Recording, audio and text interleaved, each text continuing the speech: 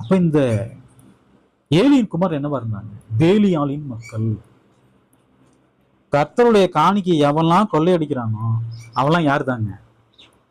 அவன் எல்லாமே பேலியாளின் மக்கள் தான்.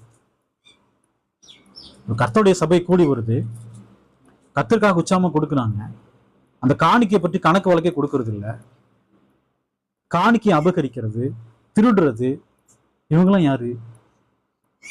பேலியாளின் மக்கள் தான் இவங்கெல்லாம். இவர்கள் கர்த்தரை அறிஞ்சுக்கிறாங்களா?